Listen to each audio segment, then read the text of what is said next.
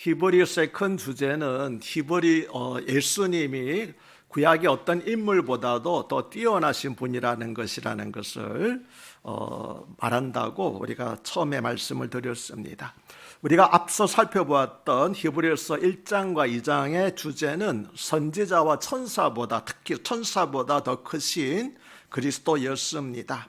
그 이유는 그리스도는 하나님의 맏아들이시고 천사는 하나님이 바람이나 불꽃으로 부리는 사역자이기 때문입니다. 또 천사는 그리스도가 부리는 종이고 구원받은 하나님의 백성들을 섬기라고 보낸 자들이기 때문입니다.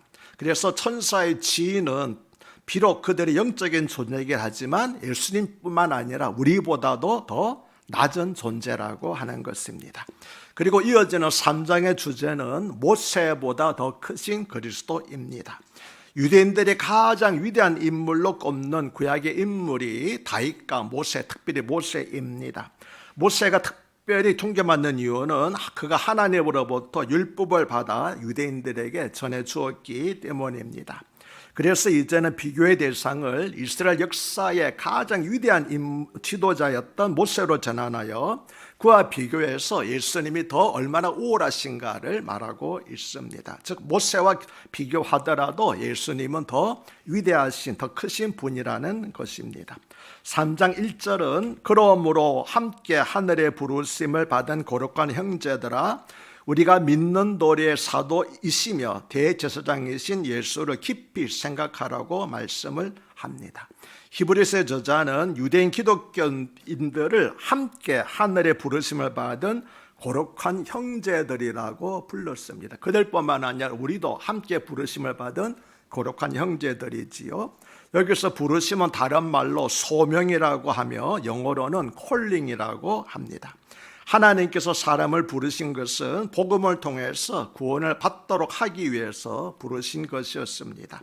그런데 우리는 혼자 부르심을 받은 것이 아니라 함께 부르심을 받았다는 것입니다. 그러므로 함께 구원받은 사람들이기 때문에 핍박과 신앙적 환난을 겪을 때도 함께 이겨나가야 한다는 것입니다. 그리고 하나님의 부르심을 받았다면 세상과 구별된 삶을 살아야 합니다. 그래서 거룩한 형제들아라고 불렀습니다. 성경에서 거룩하다는 말은 다르다, 구별되었다 또는 친하게 특별히 받쳐졌다라고 하는 그런 뜻입니다. 그래서 성도들을 한마디로 요약하면은 세상 사람들과 구별되어서 다르게 사는 사람들, 즉 세상 사람들과는 다른 가치관과 다른 생활 방식으로 사는 사람들을 가리켜서 우리는 성도들이라고 말합니다. 오늘 본문은 이처럼 하나님의 부르심을 받은 거룩한 성도들은 어떻게 살아야 하는가에 대한 가르침인 것입니다. 먼저 예수를 깊이 생각하라고 말씀합니다. 하나님의 부르심을 받은 거룩한 사람들이 가장 먼저 해야 될 일이 무엇이라고요? 예수님을 깊이 생각하는 것입니다. 여기서 깊이 생각하라고 번역된 헬라어는 카타노에오인데 어떤 것에 대해서 전심으로 몰두해서 뚫어지게 바라보는 것을 의미합니다. 그러니까 예수님에 대해서 집중해서 생각해라라고 하는 것입니다. 우리가 누군가를 깊이 생각하게 되는 이유는 그 사람에게 큰 관심이 있을 때이지요. 그를 미워하거나 또는 그를 사랑할 때 우리는 깊이 그에게 대해서 생각하게 되는 것입니다.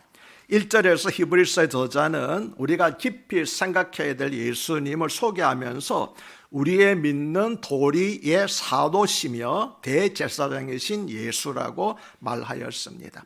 여기서 그가 말한 우리의 믿는 도리는 복음을 말합니다. 즉 예수님을 하나님의 아들이라고 고백하는 것을 말합니다.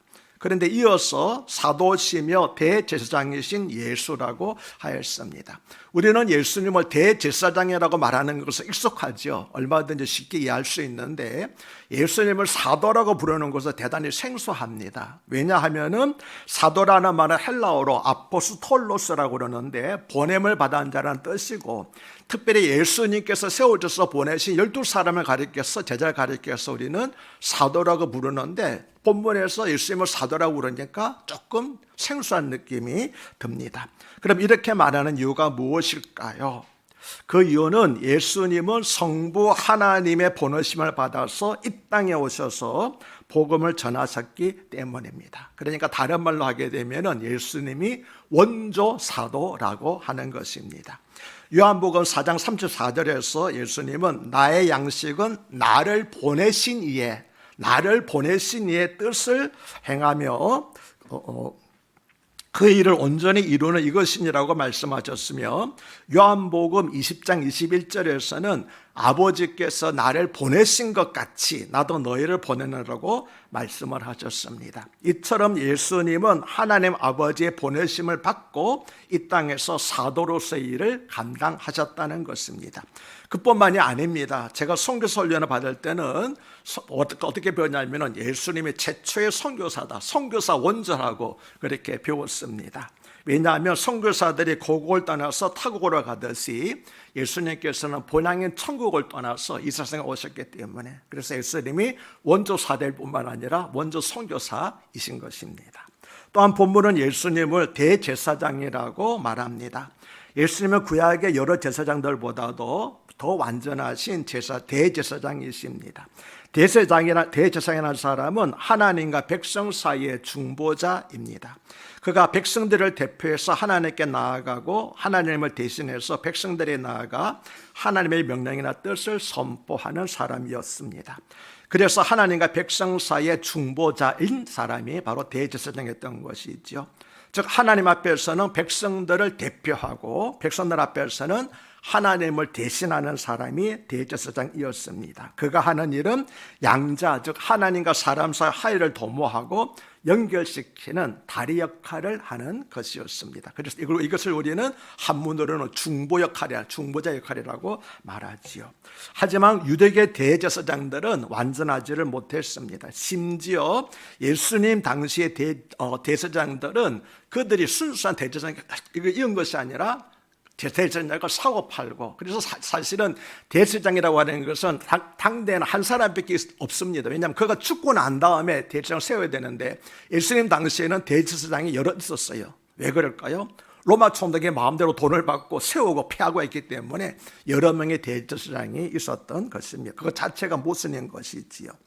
유대교 혹은 구약 전통의 대제사장은 완벽하지 못했는데, 왜냐하면 그들이 우리와 똑같은 성정을, 다시 말하면 흠 있는 사람들이었기 때문입니다.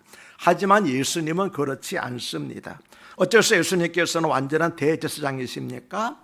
예수님은 우리와 똑같은 사람이시면서 동시에 완전한 하나님이시기 때문입니다. 예수님은 완전한 한 분 하나님이시면서 동시에 완전한 한 인간이었습니다.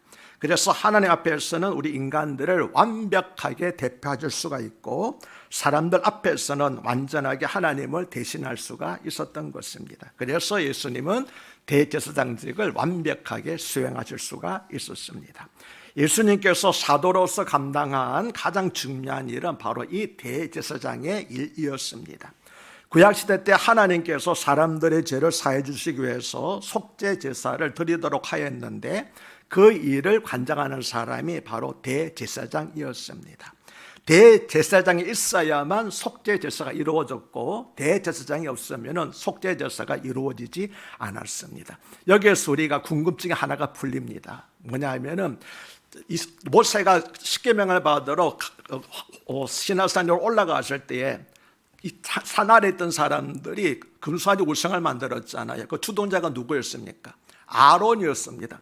금송아지 우상을 만든 사람이 아론이었기 때문에 하나님께서 우상 섬긴자들을 죽인다고 그러면 가장 먼저 아론을 죽여야 되는데 아론을 죽이시지 않으셨습니다. 왜 그럴까요? 만약에 아론을 죽이면 누가 없어지는 겁니까? 대제사장이 없어지기 때문에, 대제사장이 없어지면 뭐가 없어지면 뭘 할 수 없는 겁니까? 속죄제를 드릴 수가 없는 거예요. 그래서 하나님께서 대제사장 아론을 살려주셨던 것입니다. 그런데 속죄제사를 위해서는 대제사장과 함께 반드시 속죄제물이 필요했습니다. 히브리서 9장 22절의 말씀처럼 피 흘림이 없이는 사함이 없기 때문입니다. 그래서 속죄제물인 양이나 소 같은 것을 잡아서 피를 흘리는 일이 있어야만 죄사함을 받을 수 있었습니다. 그러나 예수님은 대제사장으로서 속죄제사를 드리시면서 다른 짐승을 잡아서 속죄제사를 드리는 것이 아니라 예수님 자신이 직접 흠이 없고 정결한 속죄 제물이 되셨습니다. 이에 대해서 히브리서 9장 11절과 12절은 그리스도께서는 장래 좋은 일의 대제사장으로 오사 염소와 송아지의 피로 하지 아니하고 오직 자기의 피로 영원한 속죄를 이루사 단번에 성소에 들어가셨느냐라고 증언을 합니다. 염소와 송아지의 피로 하지 아니하고 어느 피로? 자기 자신의 피로 완전한 속죄 제사를 드렸다고, 영원한 속죄 제사를 드렸다고 말씀하고 있습니다. 그러면은 염소나 송아지의 피로 드리는 속죄 제사는 영원한 속죄 제사가 아니라는 거예요.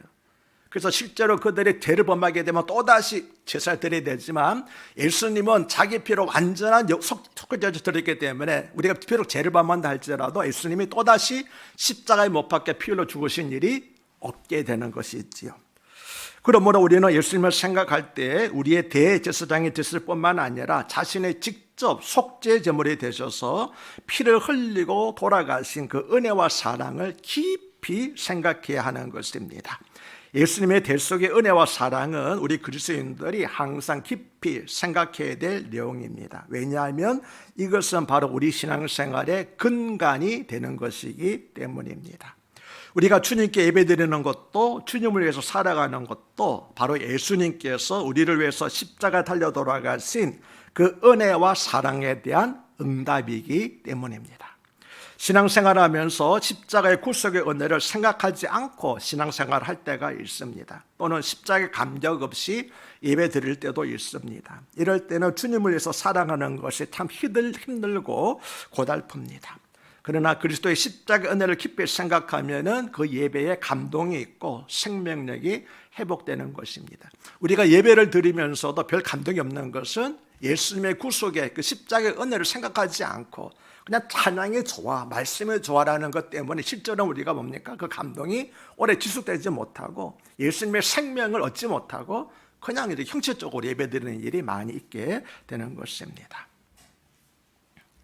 그러므로 우리는 늘 예수 그리스도의 대속의 은혜를 깊이 생각하면서 살아가고 또한 예배를 드려야 될 것입니다. 2절은 그는 자기를 세우신 이에게 신실하시기를 모세가 하나님의 온 집에서 한 것과 같이 하셨으니라고 말씀을 합니다. 여기서 집으로 번역된 헬라어는 오이코라고 하는 단어인데 가족 또는 식구라고 하는 뜻이 있습니다. 구약시대의 하나님의 집은 이스라엘 백성이었습니다. 그러면 신약시대는 하나님의 집이 뭘까요? 교회가 하나님의 집이지요. 따라서 하나님의 온 집이라는 말은 하나님을 아버지로 모시고 있는 하나님의 권속들, 다시 말하면 하나님의 식구들을 가리켜서 하나님의 온 집이라고 말한 것입니다. 모세는 하나님의 집의 신실한 일꾼이었고 유대인들은 그러한 모세를 위대하게 보았습니다.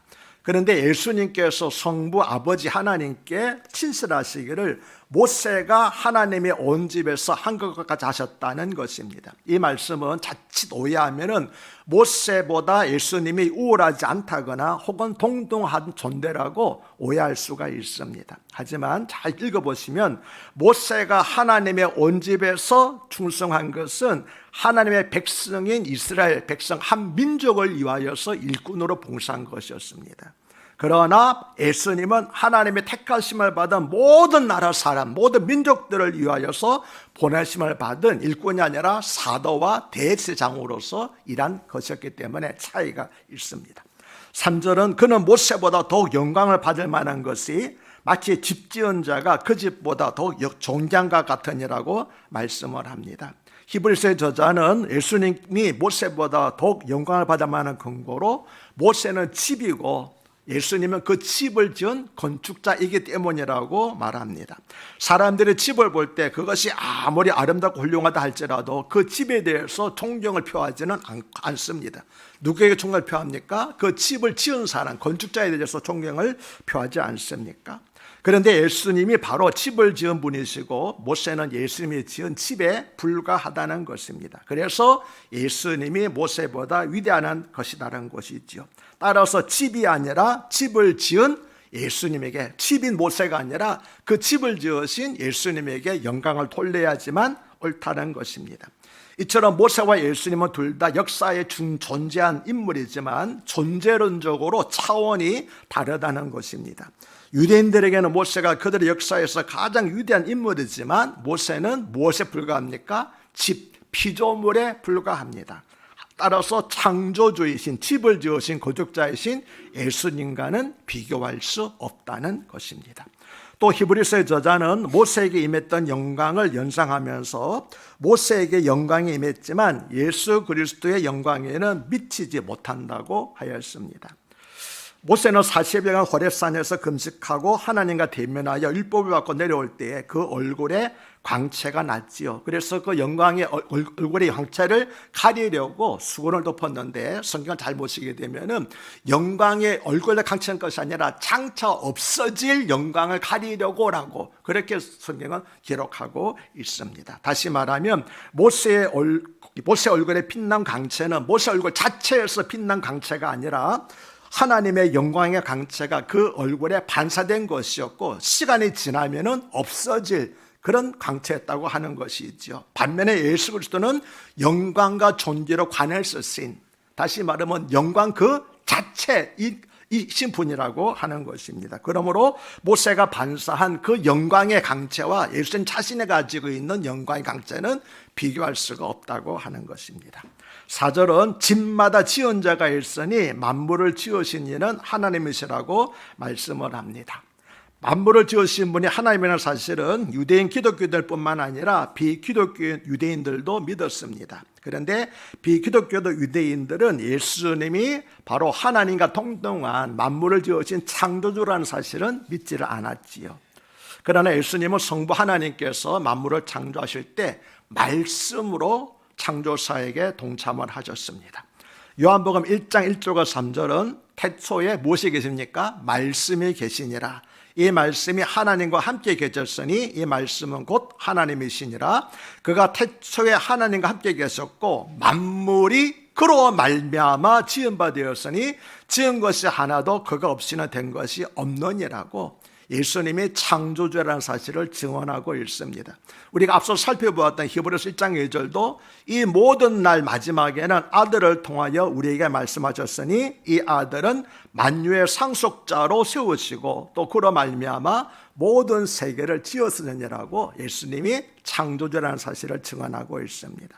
사랑하는 여러분, 만일 예수님이 하나님과 동등하심을 믿지 않는다면은 예수님께서 나를 시험에서 건져주시고 나를 고난에서 이기게 하시고 나를 죄에서 속량해 주신다는 사실을 어떻게 믿을 수 있겠습니까? 우리가 예수님이 바로 하나님의 사실을 믿을 때 이 모든 사실을 믿을 수가 있지 않겠습니까? 그러므로 우리는 믿음이 흔들릴 때마다 예수님이 어떤 분이신지 우리 믿는 도리이신 그 예수님을 깊이 생각해야 하는 것입니다. 5절과 6절은 또한 모세는 장래에 말할 것을 증언하기 위하여 하나님의 온 집에서 종으로서 신실하였고 그리스도는 하나님의 집을 맡은 아들로서 그와 같이 하셨으니 우리가 소망의 확신과 자랑을 끝까지 굳게 잡고 있으면 우리는 그의 집이라고 말씀합니다.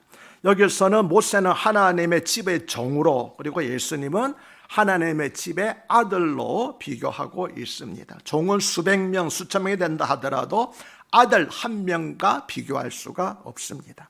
그런데 어떻게 모세와 그리스도를 감히 비교할 수 있느냐는 것입니다. 그런데 모세가 한 일을 무엇이라고 말합니까? 장래에 말할 것을 증언하였다고 말합니다. 그럼 모세는 무엇을 증언했습니까? 그가 증언한 장래에 말할 것은 무엇입니까? 여기서 장래에 말할 것이란 세례 요한이 오실 예수님의 길을 예비하는 사명을 감당했듯이 모세도 앞으로 오실 예수 그리스도의 증인으로서 충성을 다했다는 것입니다. 다시 말하면 모세가 장래에 말할 것을 증언했다는 것은 장차 예수님이 오셔서 전하실 복음의 내용을 전달하였다는 것입니다. 이것은 구약의 말씀은 궁극적으로 오실 예수님을 증거하고 있다는 사실을 의미합니다. 모세뿐만 아니라 구약의 모든 선지자들이 오실 메시아에 대하여 즉 장래에 말할 것에 대하여서 증언을 하였지요. 그래서 이에 대해 예수님께서는 요한복음 5장 39절에서 너희가 성경에서 영생을 얻는 줄 생각하고 성경을 연구하거니와 이 성경이 곧 내게 대하여 증언하는 것이니라고 말씀을 하신 것이었습니다.